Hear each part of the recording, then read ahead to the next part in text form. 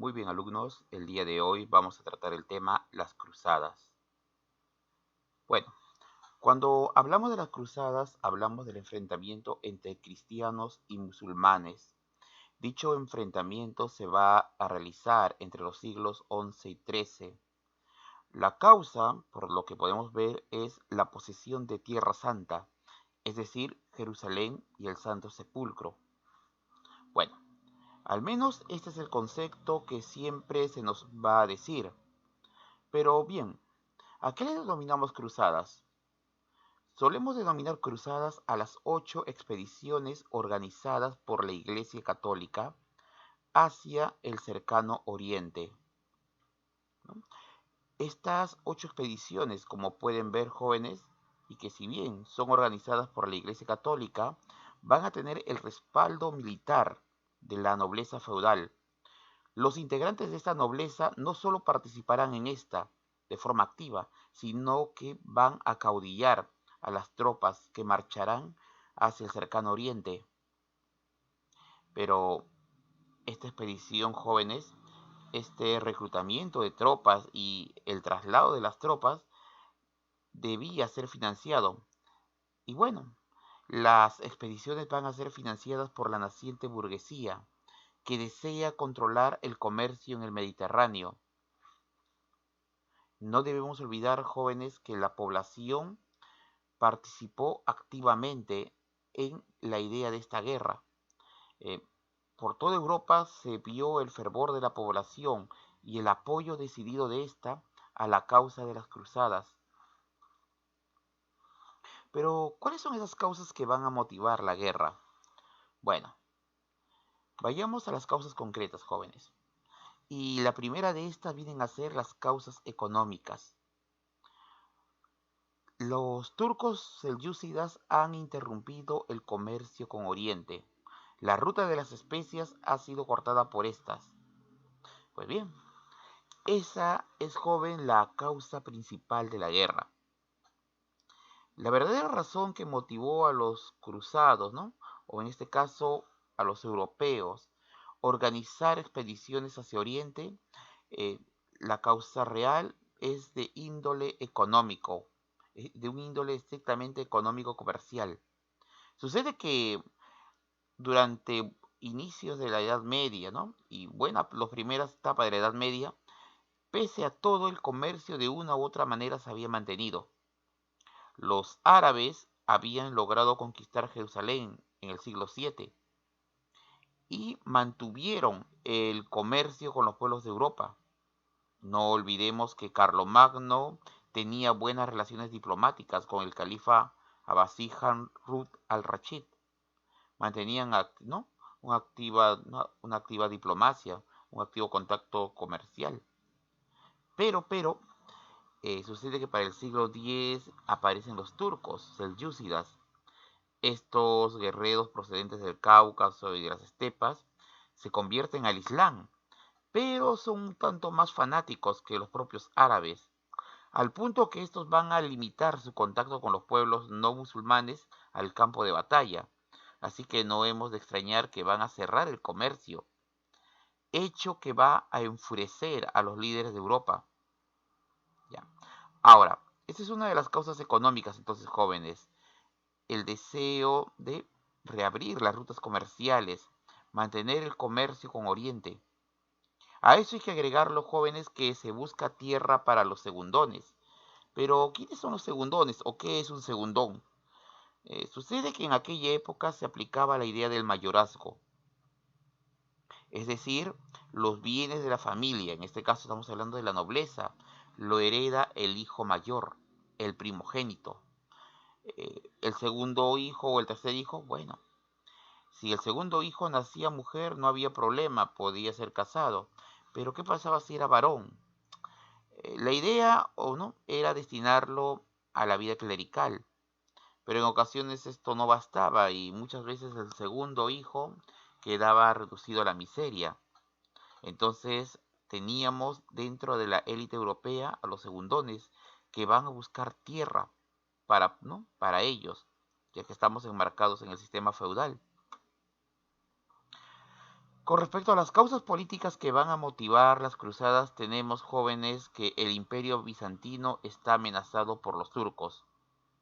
Los turcos están a solo 100 kilómetros de Constantinopla.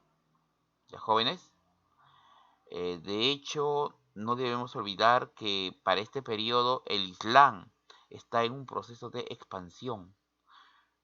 Las tropas musulmanas, ¿no? O los musulmanes ya habían invadido la península ibérica.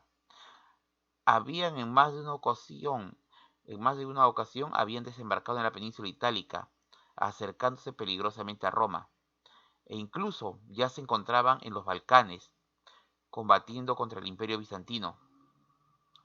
Podemos observar, jóvenes, que la expansión musulmana sobre Europa, es decir, sobre el mundo cristiano, fue rápida y amenazó los cimientos de la civilización occidental. Aquí podemos observar, jóvenes, cómo el imperio bizantino está siendo amenazado por el sultanato selyúcida, ¿no? Y prácticamente Constantinopla, la capital de los bizantinos, está muy cerca al poder central de los bizantinos, perdón, al poder central de los turcos selyúcidas. En cuanto a las causas sociales, bueno, hay que canalizar la violencia medieval. Si viajamos en el tiempo de la Europa medieval, lo primero que veremos, jóvenes, es la pobreza y la violencia en la que se vivía. Pues bien, había que canalizar dicha violencia, ¿no? Y enviarla a actividades un poco más productivas. De esta manera, por ejemplo, tenemos a los vikingos que constantemente asolaban Europa. Muchos de ellos ya estaban convertidos al cristianismo. ¿Por qué no canalizar toda esa violencia y llevarlos hacia el Asia, que se enfrenten a los turcos? Esa parecía una buena idea, y de esa manera pacificábamos Europa. Recordemos nuevamente el problema de los segundones y la pobreza. Otra característica de la Europa medieval es la pobreza. La mayor parte de la población vivía con pocos recursos, y esto motivaba a que tengan que vivir de la caridad. La pobreza fue una constante en la Europa medieval, e incluso en las primeras fases de la Edad Moderna fue la constante. Pero, jóvenes, como observan, las causas que conllevaron a las cruzadas son mundanas, ¿no? Cuestiones políticas, cuestiones económicas y sociales. Todo ello nos va a conllevar a las cruzadas. Pero, ¿y la religión? Muchos suelen decir que es por culpa de la religión. Bueno, para eso tenemos el pretexto. El pretexto de las cruzadas es recuperar Tierra Santa. ¿Qué quiere decir eso? Los europeos desean retomar el control sobre Jerusalén y el Santo Sepulcro. Pero, ¿quién convoca las cruzadas? Bueno, para estudiar la convocatoria de las cruzadas hay que centrarnos en el emperador Alejo I. Este hombre, quien gobernaba el imperio bizantino, se veía amenazado por los musulmanes, por los turcos. Ya había perdido Anatolia, el Asia Menor, y los turcos se acercaban peligrosamente a su capital, a Constantinopla. Alejo I le envió una carta al Papa Urbano II y le pidió, en aras de la hermandad cristiana, le pidió que el Papa le brindase un apoyo para poder así combatir y contrarrestar la amenaza de los turcos. Lo que sabemos, jóvenes, es que Alejo planeaba, ¿no?, que el Papa, o al menos esperaba que el Papa le enviase una fuerza de élite, unos 60 a 100 caballeros, para que pudiesen estar bajo el mando directo de Alejo, para que pudiesen, ¿no?, entrenar a sus tropas y así utilizar a estos soldados europeos, ¿no?, en situaciones que, ¿no?, las circunstancias lo requieran. Pero no, eso no sucedió. Sucede que el Papa Urbano II vio en esta su oportunidad de colocar a Roma nuevamente en el escenario mundial. De esta forma, el Papa Urbano II, en el año de 1095, ¿no?, durante el concilio de Clermont, hará un llamado a las cruzadas. El Papa Urbano II se mostró muy convincente. Llamó a todo hombre que esté en condición de levantar una espada, que se enliste en la guerra santa, que se enliste en la expedición, ¿no? Que se enliste en la misión que irá a Oriente a recuperar los lugares sagrados,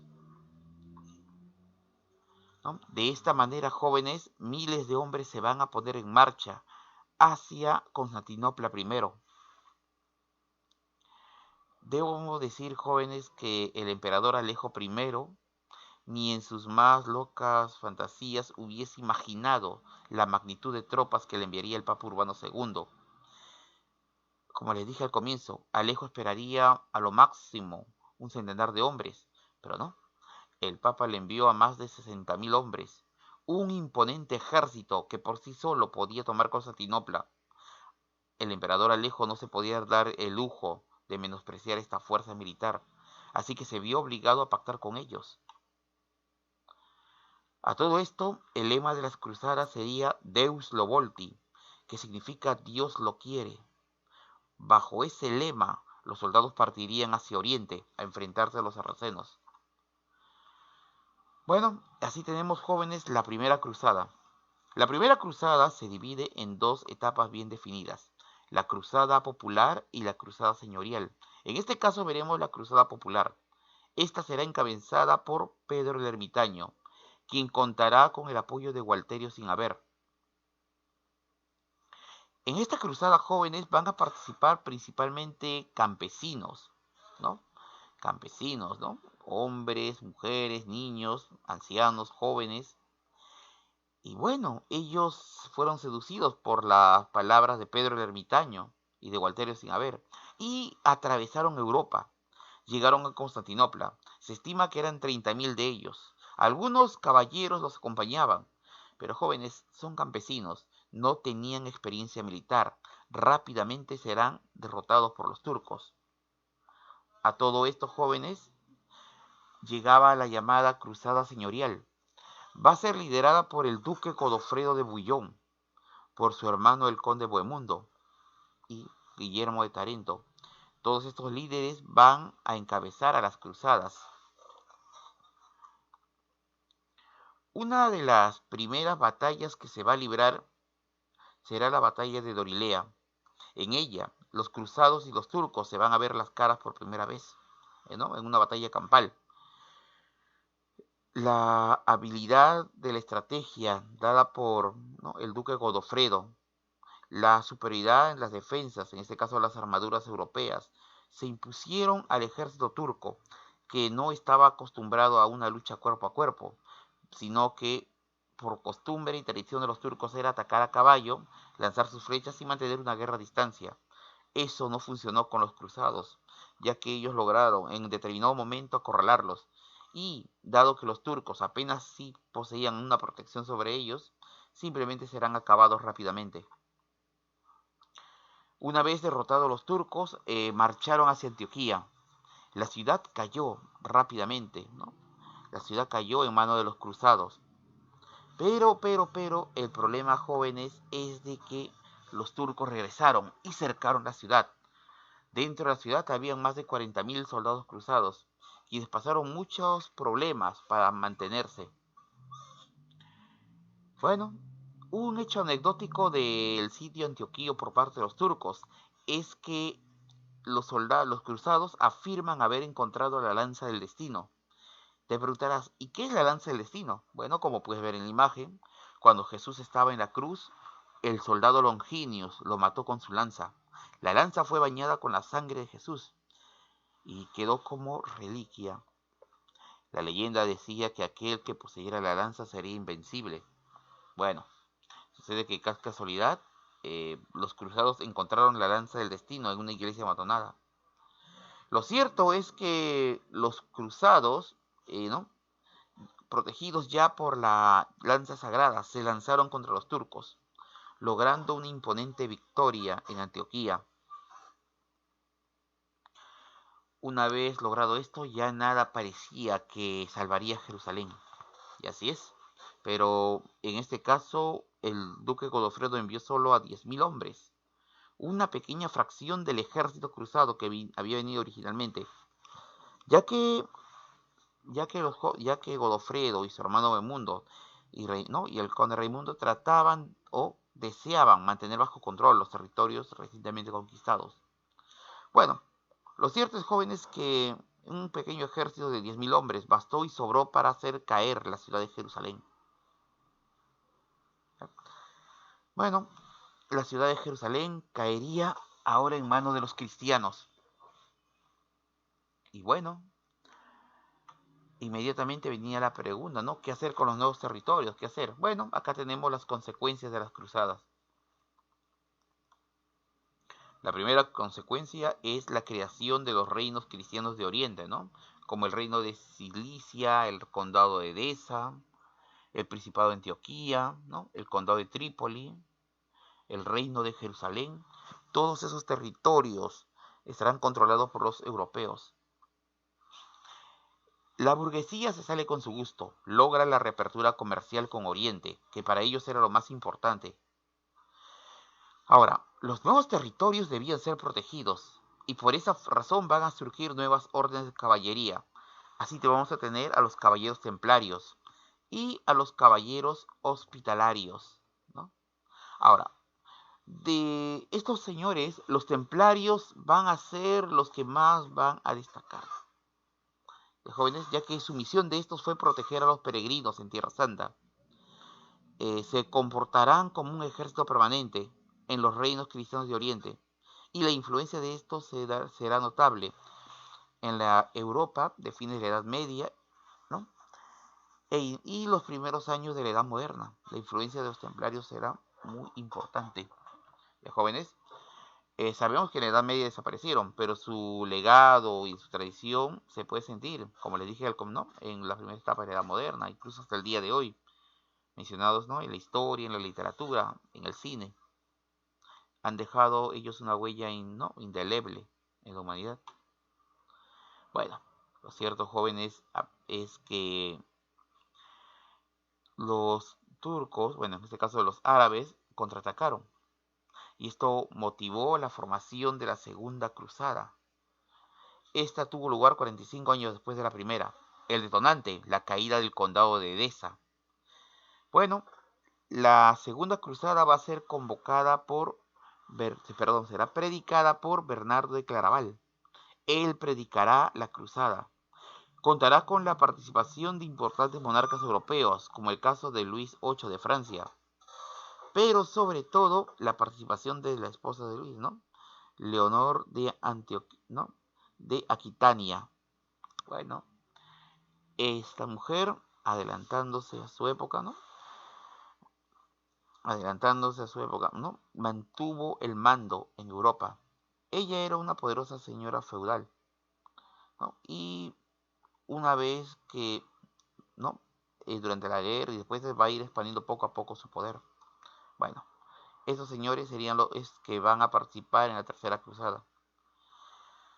La Tercera Cruzada, bueno, dado el fracaso de la segunda, se consideró convocar una Tercera Cruzada, a la cual van a acudir Federico I Barbarroja, Felipe II Augusto y Ricardo I Corazón de León. Él era el rey de Inglaterra. Es la razón por la cual esta cruzada es conocida como el nombre de la Cruzada de los Reyes. Aquí se logró pactar con el sultán Saladino el ingreso temporal a Jerusalén. Bueno, acá tenemos a Barbarroja, a Ricardo Corazón de León y al sultán Saladino. Por los documentos que han llegado a nuestra época sabemos que entre ambos hombres, entre Ricardo y el sultán Saladino, surgió un respeto mutuo y una amistad que perduraría. Bueno, así, jóvenes, concluiríamos con la Tercera Cruzada, ¿no? En un acuerdo entre los líderes. Pero, jóvenes, te digo lo siguiente. Ricardo logró un pacto con Saladino. La tradición cuenta que Saladino invitó a Ricardo a pasar a Jerusalén, pero ¿no? Saladino invitó a Ricardo a pasar a Jerusalén, que visitase la ciudad, pero Ricardo cortésmente declinó la invitación. pero luego agregaría la frase ¿no? En donde que si él alguna vez entrara a Jerusalén, lo haría como conquistador, no como visitante. Bueno, lo cierto, jóvenes, que aquella paz no duraría mucho tiempo. ¿Por qué? Sucede que mientras que cristianos y musulmanes combatían en cercano oriente, una terrible tragedia se producía en Asia, en el lejano oriente. Había surgido un hombre que cambiaría el curso de la historia. Su nombre, Genghis Khan, el gran jefe mongol de las estepas de Asia. Este había logrado unir a las hordas mongolas y se lanzó a la conquista del mundo. Sus primeras víctimas, por obvias razones, serían China, Corea, ¿no? Y también Japón. Pero Japón se salvó. Posteriormente, los mongoles miraron hacia occidente, cabalgaron hacia las estepas, ¿no? Cabalgaron hacia el Volga. Y ahí buscaron someter a las potencias europeas, a los reinos europeos. Chicos, el ejército mongol prácticamente era imparable. No había poder en el mundo capaz de detenerlo en aquella época. Y eso lo aprendieron los árabes, ¿no? Lo aprendió el Islam a la fuerza, ¿no? Cuando Hulagu Khan, líder mongol e hijo de Genghis Khan, ya va a ser conocido, ¿no? Este hombre será conocido como en el mundo musulmán como el terror del Islam. Va a destruir la ciudad de Bagdad. La orgullosa ciudad de los califas será incendiada. Bueno, lo que sabemos, jóvenes, entonces es que los mongoles asolaron el Mediterráneo, ¿no? Y obligaron a cruzados, ¿no? Obligaron a los cruzados y a los musulmanes a combatir contra el enemigo común. Ya, pero eso era en Asia. Mientras tanto, ¿qué pasaba en Europa? Bueno, los mongoles sometieron primero Rusia, la desgracia para el rey de Rusia, ¿no? Para los rusos. Luego avanzaron hacia, ¿no? Hacia Europa Central. Van a vencer a los húngaros, a los polacos y a los austríacos. El avance de los mongoles sobre Europa parecía imparable, pero ¿qué pasó? Bueno, no es que los europeos hubiesen podido frenar el avance de las hordas mongolas, no, nunca lo hubieran logrado. Ya que las tácticas de guerra de los mongoles difieren demasiado de las tácticas de Occidente. Los mongoles están acostumbrados a una guerra rápida, mientras que los europeos es más una guerra de posiciones, una guerra lenta. Bueno, lo cierto, jóvenes, es que las hordas mongolas se retiraron hacia China. De esa manera la civilización occidental se salvó. Mas eso no pasaba con la civilización musulmana, ya que había visto sus principales ciudades arder, y les tomaría tiempo recuperarse. Bueno, a todos estos jóvenes, una vez que Europa se libró del problema de los mongoles, vamos a tener un nuevo papa, ¿ya? El papa en este caso, Inocencio III. Él haría un llamamiento a la tercera cruzada. ¿Ya, jóvenes? Bueno, sucede que esta tercera, ¿no? Perdón, esta cuarta cruzada, ¿no? Convocada por el Papa Inocencio, va a dar mucho que hablar. ¿Por qué? Porque esta cruzada se desviaría contra la ciudad de Constantinopla, que como ustedes saben es una ciudad cristiana. De esta manera, los integrantes de la Cuarta Cruzada, influenciados por los mercaderes venecianos, es decir, por la burguesía veneciana, se lanzaron a la conquista de Constantinopla, una ciudad cristiana. Chicos, de esta forma la burguesía entraría a la historia, ¿no? La burguesía dejó sentir su poder aquí, a lograr desviar esa expedición. Bueno, pasó el tiempo y la gente fue olvidando poco a poco las cruzadas, ¿no? Ya estábamos entrando a una nueva generación. Cuando de pronto en Francia aparece un joven llamado Esteban de Clovis. Este pequeño profeta logró agrupar a más de 30.000 niños. Partió al puerto de Marsella, ¿no? Abordaron 7 naves. 2 de esas naves zozobraron. Y las 5 restantes nunca llegaron a Jerusalén, sino llegaron al puerto de Alejandría, un puerto que se había hecho célebre por el tráfico de esclavos. Así es, los mercaderes engañaron a los niños y los vendieron como esclavos. En Alemania, un tal Nicolás agrupó a 20.000 niños, pero fueron hostilizados en el camino, ¿no? Se dice que se perdieron al intentar cruzar los gélidos Alpes, pero eso no es del todo cierto. Muchos de esos niños se asentaron al norte de Italia y ahí se quedaron a vivir. Solo fue una migración. Pero bueno, este acto de la cruzada de los niños es un reflejo desesperado, ¿no? Bueno, como en todos los jóvenes ha quedado una tradición al respecto. Se dice que la leyenda del flautista de Hamelin está inspirado en los hechos que ocurrieron en la llamada Cruzada de los Niños, sobre todo con Esteban y Nicolás. Pronto la paz que se había tratado de mantener en Oriente se rompería y asistiríamos a la Quinta Cruzada. En esta ocasión, el hombre que la va a liderar va a ser Andrés III, rey de Hungría. Y él tenía una aspiración, un sueño, ser coronado emperador de Constantinopla. Bueno, luego tenemos la Sexta Cruzada o Cruzada Diplomática. En esta ocasión, el emperador Federico II, al frente de sus ejércitos, llegó a Tierra Santa, a Medio Oriente, pero, en vez de combatir, optó por negociar. Al final, se firmaría un pacto que le permitiría, ¿no?, al menos por ese tiempo, a los cristianos libre tránsito. La octava y última cruzada va a ser liderada por Luis IX, rey de Francia. Su principal motivación en este caso fue tomar Túnez y creó una fuerte base militar para desde ahí atacar Egipto. Bueno, durante el cerco a Túnez, la peste atacó a los cruzados, ¿no?, y los mató.